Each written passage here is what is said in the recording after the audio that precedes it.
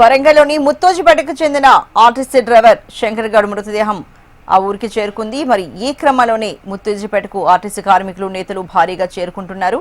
మరి శంకర్ గౌడ్ అంత్యక్రియల్లో కేంద్ర సహాయ మంత్రి బండి సంజయ్, బీఆర్ఎస్ నేతలు కూడా పాల్గొనబోతున్నారు. మరొక వైపు ముత్తోజిపేటలో ఎలాంటి అవాంఛనీయ ఘటనలు చోటు చేసుకోకుండా పోలీసులు భారీగా మోహరించారు. మరి ఇదిలా ఉంటే ఉమ్మడి జిల్లా వ్యాప్తంగా 3వ రోజు ఆర్టీసీ కార్మికుల ఆందోళన కొనసాగుతూనే ఉంది. డిపో ఎదుట డ్రైవర్లు, కండక్టర్లు నిరసన తెలుపుతున్నారు. ప్రైవేట్ ఎలక్ట్రిక్ బస్సులు సైతం నడవకుండా అడ్డుకుంటున్నారు. శంకర్ గౌడ్ మృతితో కార్మికులు తీవ్ర ఆగ్రహంతో ఊగిపోతున్నారు. శంకర్ గౌడ్ మృతికి ప్రభుత్వానిదే బాధ్యత అంటూ నినాదాలు చేస్తున్నారు. తక్షణమే బాధిత కుటుంబాన్ని ఆదుకోవాలని వారు డిమాండ్లు వినిపిస్తున్నారు. ఉమ్మడి వరంగల్ జిల్లా బంద్కు కూడా పిలుపునిచ్చారు. మరొకవైపు ఆర్టీసీ బస్సులు బంద్ కారణంగా కాకతీయ యూనివర్సిటీ పరిధిలో ఇవాళ జరగాల్సిన డిగ్రీ సెమిస్టర్ పరీక్షలు వాయిదా వేశారు. మరి దేశకు సంబంధించి మరింత తాజా సమాచారాన్ని మా ప్రతినిధి నరేంద్రాచారి అందిస్తారు. నరేంద్రాచారి, మరి వరంగల్లోని ముత్తోజిపేటకు శంకర్ గౌడ్ మృతదేహం చేరుకుంది. మరి అంత్యక్రియల్లో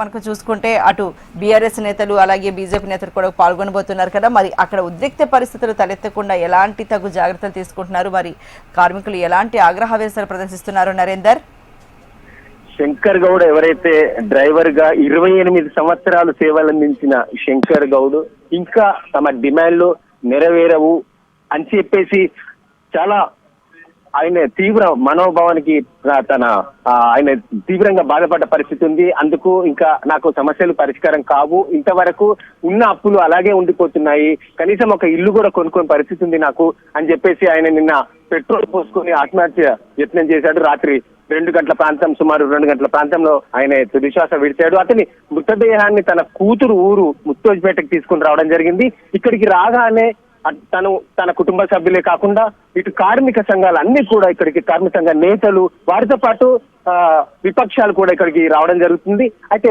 మొత్తం కూడా ఇక్కడ ఉత్కంఠ పరిస్థితి నెలకొని ఉంది.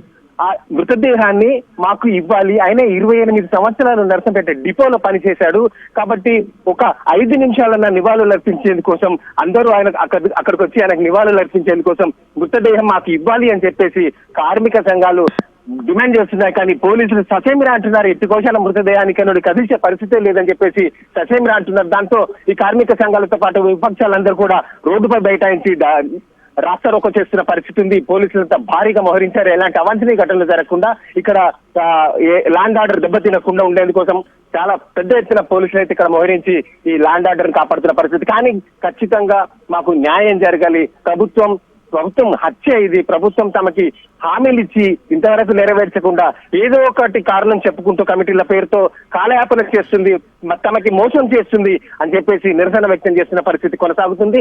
చూస్తున్నాం ఇక్కడికి కేంద్ర మంత్రి బండి సంజయ్ కూడా రానున్నట్లు తెలవడంతో పోలీసులు అయితే భారీ సంఖ్యలో వచ్చే వారిని పోయే వారిని ఎవరు అని చెప్పేసి తనిఖీ చేస్తున్న పరిస్థితి కూడా ఉంది. మొత్తానికైతే ఇక్కడ తీవ్ర ఉత్కంఠ పరిస్థితి కొనసాగుతున్న పరిస్థితి.